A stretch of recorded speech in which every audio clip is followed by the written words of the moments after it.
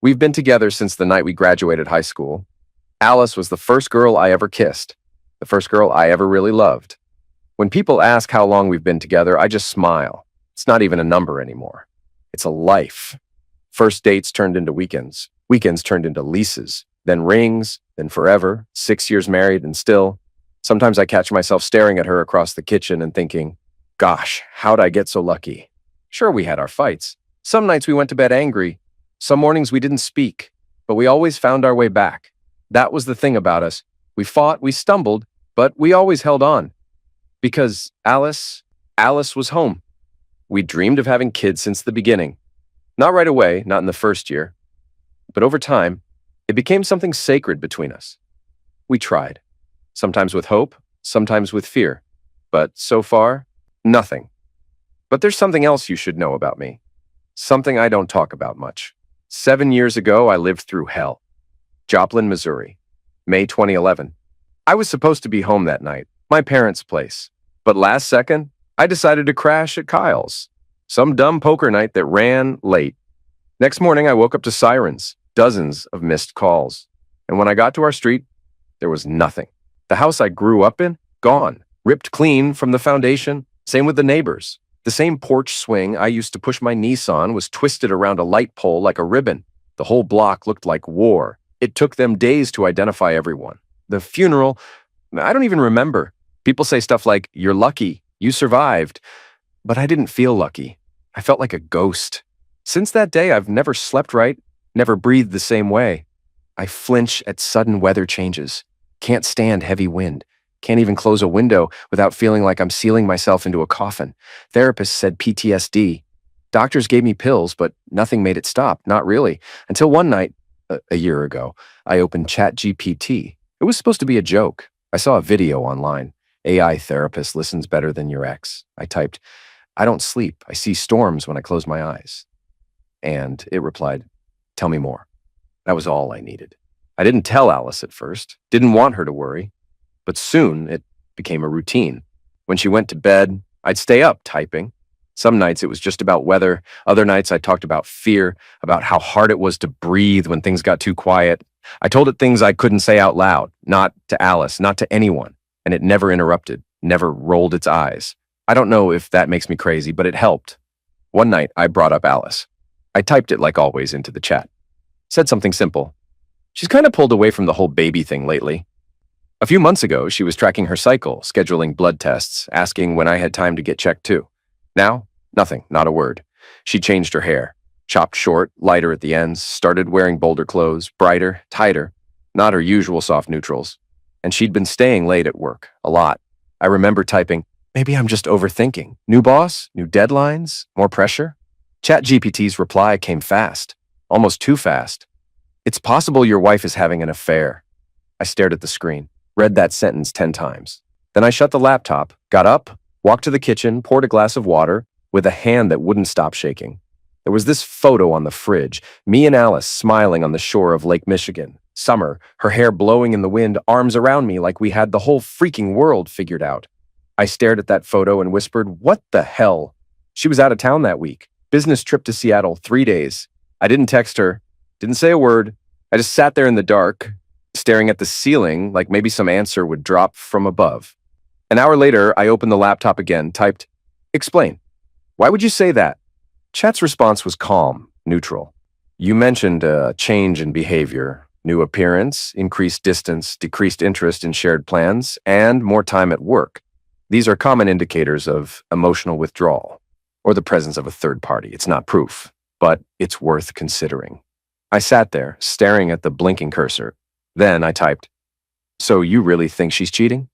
I think you think she might be. Otherwise, you wouldn't have told me any of this. I closed the laptop again, but something had shifted. The thoughts wouldn't stop. I went to her closet, looked through her makeup bag, opened drawers. Nothing. Not a single clue. No lipstick smudges, no strange receipts, no hotel keys. I tried to tell myself I was being ridiculous, but it was like a thread had been pulled loose. And now I couldn't stop tugging at it. So I made a decision. When Alice came back from her trip, I wasn't going to ask questions. I wasn't going to confront her. I was just going to watch, quiet, careful. See if the woman walking through that door was still mine. I heard the door around 9. That familiar sound of her key sticking a little in the top lock. She walked in, dragging her suitcase behind her, a shoulder bag slung across and her phone in hand. The hallway filled instantly with her perfume, the one she used to save for special occasions.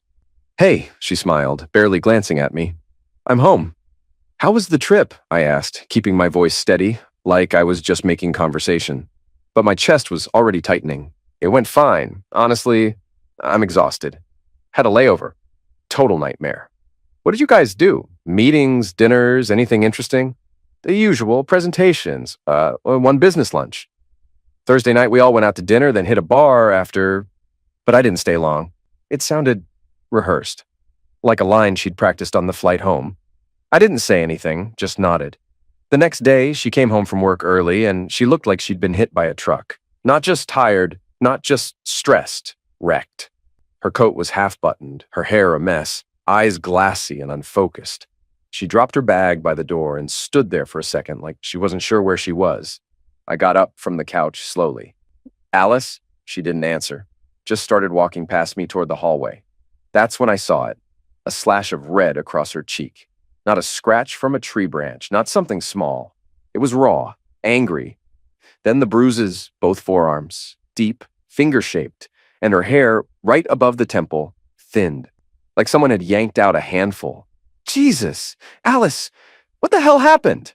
I moved toward her fast. She flinched, actually flinched. "I'm fine," she muttered, trying to keep moving. "No, you're not." I stepped in front of her. "What happened to your face?" "I told you, I'm fine." Her voice was flat, too flat. "You didn't tell me anything. Did someone hurt you?" She sighed and looked away. "I fell. There were wet stairs at the office garage. I slipped." "The office garage," I repeated deadpan. "In sneakers?" That made her blink, just for a second. "I don't want to talk about it," she said, sharper now, pulling her arm away. "Can I just take a shower?" I watched her walk down the hallway, shoulders curled in, avoiding every reflective surface like her own face might accuse her. That was no fall. That was a cover story. And it didn't explain the bruises, didn't explain the fear in her eyes. The next morning, Alice said she had to go in for a few hours. "Just paperwork and lunch with the team. I won't be long." I looked at her, the faint bruise on her cheek, the way her jacket collar was pulled high. "You want me to drive you?" I asked. She smiled a little too fast. "No need, I'm fine." "You sure?" "I can handle it, Sam." She kissed me on the cheek and walked out like everything was normal, but it wasn't. So I followed her. I just wanted to make sure she was safe.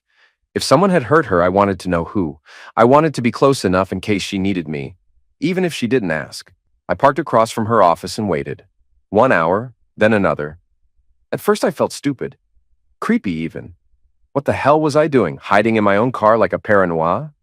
But just when I was about to leave, I saw her. Tall woman, long chestnut hair whipping in the wind, black coat, moving fast, nervous. She was heading straight toward our car. That's when I saw it. She was holding a nail. I didn't understand at first. Then she crouched and dragged it across the back fenders, slow and angry. Big white letters tearing into the paint. 403! Garden tool. My blood went cold. "Hey!" I shouted, already running. "What the hell are you doing?" She whipped around, startled, then bolted. I jumped in the car and gave chase. She blew through 2 intersections, weaving like a maniac. Tires screeching, almost clipped a mailbox. I stayed on her bumper. No hesitation, no blinking. She hit the gas again. I swerved hard, cut across 2 lanes and jerked the wheel. Blocked her, dead center. She slammed her brakes. Too late. I was already out, didn't feel the door handle, didn't think. Just yanked it open so hard the frame shook. She screamed. I reached in and grabbed her arm before she could move. "What the hell is wrong with you?" I shouted. "Who the hell are you?" "Let me go!" she yelled, twisting, but I didn't let go. "Who are you?" She froze, chest heaving.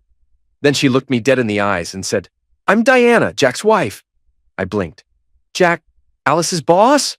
She nodded, voice trembling now but steady. "Yeah, that's right. Your wife's been screwing my husband for months, in case you didn't know." You serious?" I asked, my voice barely holding. She didn't blink. "I caught them, in bed, told him to stop. I said it had to end." She shook her head once. That was months ago. He promised, swore it was over. Her voice turned bitter. Then I heard about the Seattle trip, and when he came home, lipstick on his collar. Classic, like something out of a bad joke. I'm filing for divorce, she said flatly. And yeah, if you're wondering, I hit your wife. She paused, looked me right in the eye. I don't regret it. I didn't say a word, just stood there. And suddenly it all clicked. The scratches, the missing hair, the bruises, the lie about the stairs. She didn't fall, she was attacked. And not by some stranger, by this woman, by Diana. For what it's worth, she added, I've got proof, messages, photos. Just not with me right now. I'll show you, just warning you. Some of it's not easy to look at. I followed her. Small house, red mailbox at the edge of the driveway. The yard was overgrown, weeds creeping through the cracks in the walkway. Strange. I'd seen photos of Jack's place on corporate slides before. Everything had looked perfect, like a catalog. She let me in without a word. No small talk, no pleasantries. Sit down. You want coffee? She asked, already pulling her tablet off the charger. No. I sat on the edge of the couch, hands in my lap. She tapped the screen a few times, opened her gallery, turned the tablet toward me. The first image, a screenshot of messages. He called her boss, and she answered, You're a sinful girl. One of hers read, I still think about that hotel couch. Next, a grainy photo from a security cam outside the office. They were face to face. Jack's hand was on Alice's waist. She was wearing the same dress she'd packed for Seattle. Then another shot from the parking lot. They were kissing in the shadows between two cars. I followed them for weeks, Diana said, voice tight. He thought I didn't know. She thought I was an idiot. Her mouth twitched, pain behind her eyes. The irony? I trusted him, just like you trusted her. I nodded slowly, didn't say a word. I didn't need to. Everything I needed to know was on that screen. Diana went quiet for a few seconds. Then, out of nowhere, she moved closer, sat down beside me. Too close. I've been thinking, Sam, she said, barely above a whisper. They betrayed us. They wrecked our marriages. Maybe it's time they feel the same. I didn't get it at first, but then she placed her hand on my knee and there was no mistaking it. Diana, just think about it, she said, eyes locked on mine. No strings, no guilt, just balance. No, I pulled back. No, that's not how. She froze, looked down. I'm sorry, that was stupid. Her voice cracked. I'm just so angry. I don't even know who I am anymore. I'm angry too, I said, but that won't help. Not you, not me. They're not worth us losing ourselves. She sat up straighter, reached for the throw blanket on the armrest and pulled it around her. You're right. I'm ashamed. I don't recognize myself lately. I used to know who I was. They made us feel like we weren't enough, I said. But we don't have to become worse versions of ourselves to prove anything. She nodded slowly. We sat in silence for a few more minutes. Then she walked me to the door. Didn't touch me again. Right before I stepped outside, she said, If you ever need to talk, come by. Not as some co-conspirator in revenge, just as a person. I nodded. And same goes for you. I got home earlier than usual. Walked in, looked at the couch, the kitchen, the framed photo on the shelf, me, her, the shore, the sun, and the shadow that hung over all of it now. I walked into the bedroom, opened her closet, pulled out a suitcase and started packing, fast. No hesitation, her dresses, her makeup, chargers, underwear, that stack of work papers she kept near the bed. Even the blanket she always wrapped herself in on quiet nights. I carried it all outside, set it down gently on the grass, right beside our mailbox, the one with our last name painted on it. Then I sat on the front steps, lit a cigarette, and waited. She pulled up about 20 minutes later, braked hard, got out fast, keys still in hand. Then she saw the suitcase, the boxes. She froze. Sam, what is this? I looked up from the steps, met her eyes, calm, steady. You tell me, I said. Maybe start by explaining the word scratched into your car. Back fender, big letters, nail, 403, garden tool. She flinched, whipped her head around like she hadn't noticed it until now. Her mouth opened, closed. Then she tried. It's some kids. Seriously, a couple of cars in the office lot got keyed. Cops think it's teenagers from the neighborhood. I filed a report. Alice, I cut her off, voice low. Not angry, just done. I know. She went still, completely still. What exactly do you know? I know about you and Jack, about Seattle, the office, the hands, the kisses, the lies. She didn't move. Then finally, she dropped her gaze. It's not what you think, she whispered. It wasn't, it wasn't like that. Don't insult me. I'm not in the mood for theater. Her shoulders curled forward. A pause. Then quietly, he forced me. I didn't speak. She looked up, and her voice cracked. He threatened me, Sam.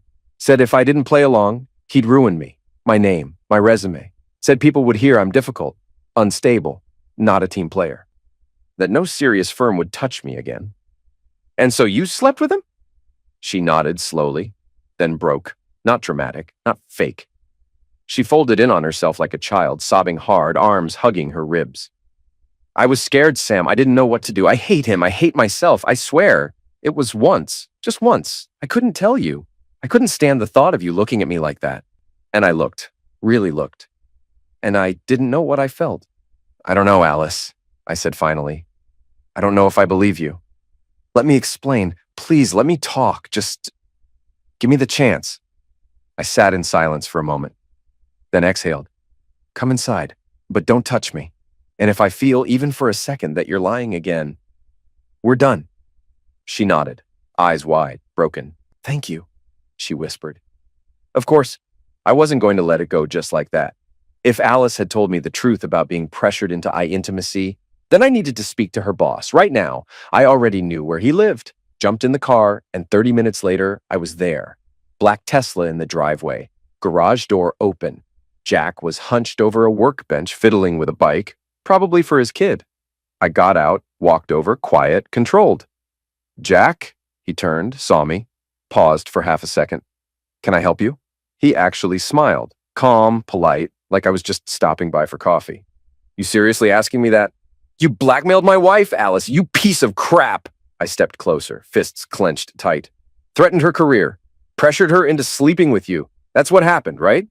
He scoffed, actually scoffed. Sam, right? Her husband? Listen, I'll admit it. Between us, we were both adults, but, he said, dropping his voice like he was doing me a favor, she came to me.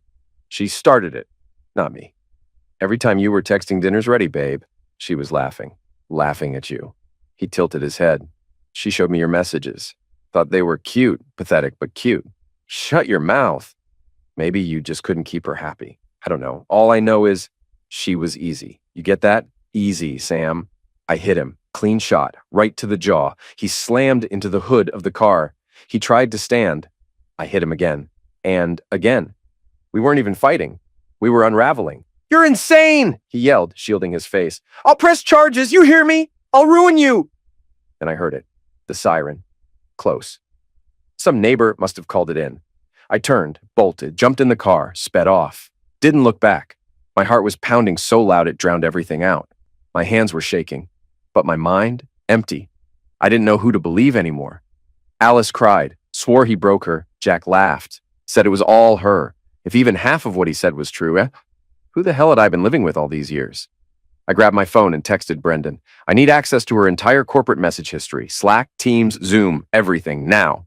I had a guy. Everyone used to call him Brendan IT. We studied together back in the day.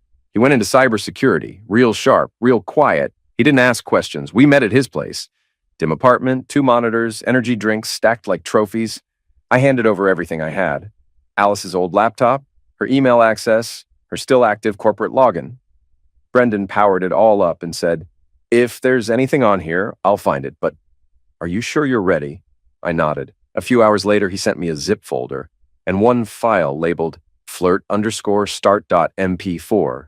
No audio, just a screen recording, clicking through messages, highlighted dates. Slack, November.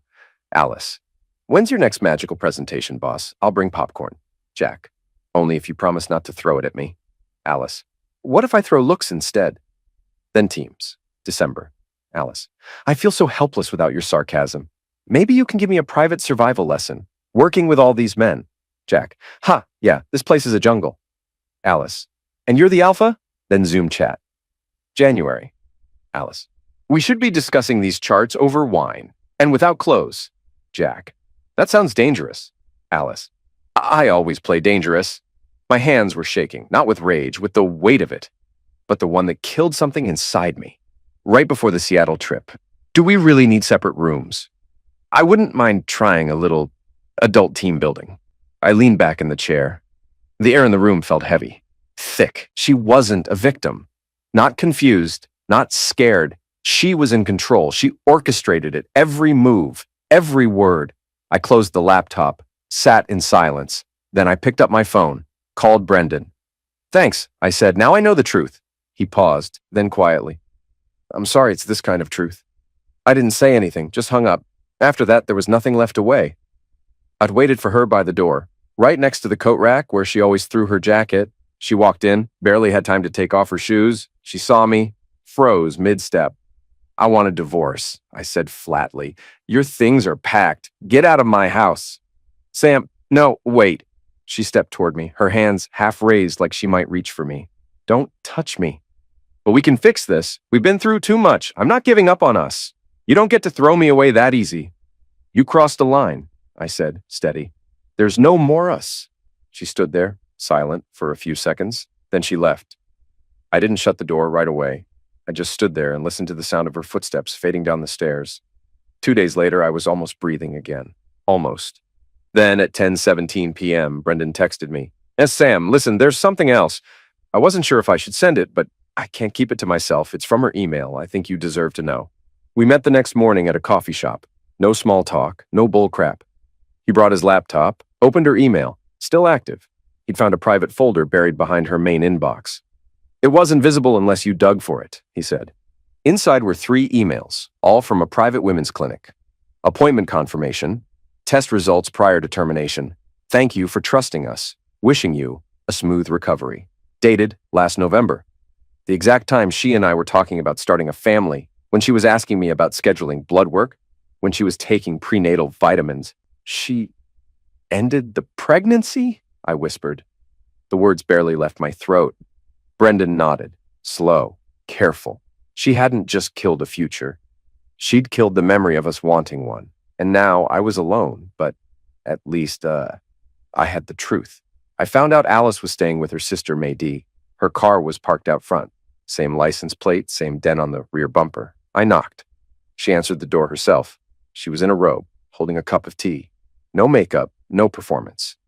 For a second, she just stared at me, like she couldn't believe it was real. Then came the half smile, hopeful, desperate. You came to talk? Yeah, I said, but not for the reason you think. I stepped inside without waiting for her to invite me. She moved back automatically, like she'd done it 1,000 times. What's going on? She asked. I didn't sit, didn't take off my coat. When were you planning to tell me you ended pregnancy? The silence dropped hard. Maydee and her husband Danny sat on a couch and heard everything. I asked you something, I said again. I don't know what you're talking about, she whispered. Don't play with me, Alice. My voice was sharp now, shaking at the edges. I saw the emails. From the clinic, the appointment, the test results, the date, everything. She looked like her blood had turned cold. Her hands started trembling. We dreamed of a child. I thought we were in this together. I had to stop. I couldn't finish that sentence. And you just got rid of it. Tears started forming in her eyes. She couldn't look at me. Why? I shouted. And then she snapped, because it wasn't yours. Silence. That word hit like a fist. I took a step forward. My voice dropped to a roar. Whose? She didn't answer. The air felt like lead pressing down on everything. I tried again. Lower now, almost calm. Who? She looked away, shoulders shaking. It doesn't matter anymore. That was all she said. I turned around, walked out the door. She didn't try to stop me. Silence filled the room like smoke. Maydee let out a long breath and stood up. I'll make you some calming tea, she said evenly. Just sit. She walked off toward the kitchen. Danny, her husband, was still sitting on a couch. He hadn't moved. His gaze was heavy, fixed. Alice sat on the edge of the couch, curled in on herself, staring at the floor. Danny took a slow step closer. His voice was low, like he was afraid the walls might hear too much. Is it true? She didn't answer. Answer me, Alice. His voice cracked. That baby. Was it mine? She slowly lifted her head. Her eyes were wet, hollow. I didn't know for sure, she whispered. But There were doubts. Danny closed his eyes and buried his face in both hands. Jesus Christ, Alice! I didn't mean for it to happen. I didn't plan any of this. We were just alone. You said you felt lost. Mady was at the conference and you decided to crawl into your sister's husband's bed? The voice came from the kitchen doorway. Both of them turned. Mady was standing there. The teacup had slipped from her hand and shattered on the floor. Her eyes were blank. Her voice, pure ice. You slept with my husband? Mady, don't say my name, she snapped, already walking toward Alice. How many times? How many? It ended. I swear, it ended. I didn't want to hurt you. Mady turned to Danny. And you? You didn't want to either. Mady, it was a mistake. We were confused. I didn't know what I was doing. She nodded just once. Both of you, out. What? Alice choked. You both pack your crap and get out of my house, out of my life. Alice collapsed to her knees, reaching for her sister's hand. Mady, please. You are not my sister anymore. Mady turned and walked upstairs. No tears, just that frozen calm. Danny and Alice were left in the living room, not speaking. After everything that exploded in that house, the betrayal, the pregnancy, the truth Alice still tried to hide, I went straight to legal. I was done being quiet. My divorce filing came first. Grounds, infidelity, which is legally valid in the state of New York. This time I wasn't going through it passively. I wanted the court to see every detail, every message, every lie, every fact. My attorney, Marla Reed, was sharp as hell. Older, seasoned, zero tolerance for drama. The kind of woman who scared judges and made defense teams sweat. She didn't ask if I was hurting. She asked for documents.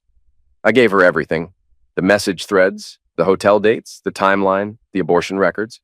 Even Mady's signed statement, Alice's own sister confirming her betrayal, not just of me, but of her entire family. Marla flagged the end of pregnancy as a major point. She made a reproductive decision that not only excluded you, she said, flipping through documents, but likely concealed a second act of infidelity. That's not just moral failure, that's actionable deception. And we built our case from there. While we prepared the divorce claim, I filed a separate civil suit. This one was for Jack, misuse of position, abuse of authority, conflict of interest. He wasn't just some random guy. He was her boss, the man who approved her raise, assigned her travel, supervised her directly. Marla crafted the language carefully. Mr. Dempsey, in the course of his role as Alice Miller's direct manager, entered into an ongoing relationship with a subordinate employee, while simultaneously advancing her position in ways that suggest preferential treatment and exerted influence. We served the papers. The company took notice. At the hearing, an HR rep showed up. So did Jack, smug as ever. When asked, he admitted, "Yes, I was her supervisor. Yes, we were involved." That alone was enough. The company reopened their internal investigation immediately. Jack tried to spin it as mutual. Two consenting adults, he said. But HR language doesn't care about romance. They care about liability. And I saw the shift in the room. The way his own colleagues looked away. But the hardest filing was the one I wrote myself. I sued Alice for intentional infliction of emotional distress. Not for vengeance, for truth, to put on record what this really was. I rewrote the statement more times than I can count, crossed out words, reworded sentences, and when I stood in court, it wasn't rehearsed anymore. I just spoke. "Your Honor," I said, "this woman knew everything. She knew what I'd been through. She held me when I talked about my father's betrayal. She saw me cry. And then she went and did the same thing. With full awareness, with no hesitation and no remorse. I didn't raise my voice. I didn't need to. She terminated a pregnancy without telling me, and from what I now know, the child likely wasn't mine. She would have never told me. She let me build dreams on a foundation she had already set on fire. The judge listened carefully. No interruptions. And then she nodded once and said, "The court finds sufficient cause to proceed. This case will be presented to a jury." This wasn't about revenge anymore. It was about volume. Letting the truth be loud, not whispered in back rooms, not softened by apologies, not buried behind phrases like, "It was a mistake." I wasn't looking to destroy her. I just wanted the lies to stop pretending they were smaller than they were. The trial was scheduled for the following month. Marla didn't flinch. She prepared everything. The witnesses, the timeline, the corporate logs, the signed affidavits. She warned me that juries don't always reward emotional pain, but I wasn't after sympathy. I wanted the truth laid bare, without filters, without euphemisms. When my day in court came, I stood there and told it all. No dramatics, just facts. I told them how Alice comforted me during panic attacks, how she looked me in the eye and promised we were building something together, and how the whole time she was living a second life. Mady took the stand, calm, composed. She testified to her sister's betrayal, the affair, the secrecy, the lies that tore apart two families. She didn't hesitate once. Then Alice spoke. She looked small, hollow, claimed Jack had manipulated her, that she felt trapped, that it had been a mistake. But when Marla presented the internal messages, no one in the room had to guess anymore. The jury read it for themselves. Alice's tone, her jokes, her selfies, her flirtation, her initiation. Jack tried to play the gentleman, calling it a consensual relationship. But HR wasn't buying it. The director confirmed under oath Jack had violated workplace policy by engaging in a private relationship with a direct subordinate. He had already been placed on leave. His termination was pending. The company sent me a formal apology, sanitized legal language, but I didn't care. The jury deliberated for 2 days. When they came back, they ruled in my favor. Alice was found liable for intentional infliction of emotional distress. The court awarded me $135,000. Not because I asked for it, but because the jury believed what she did mattered. A week later, Alice resigned. No emails, no exit meeting. Her name disappeared from the firm's website like she'd never existed. Jack was fired days later. They both vanished. I sold the house, packed what I wanted, donated what I didn't, took the dog, left the rest. The silence in my new apartment doesn't feel like emptiness. It feels like oxygen. I didn't win because she lost. I won because I finally told the truth.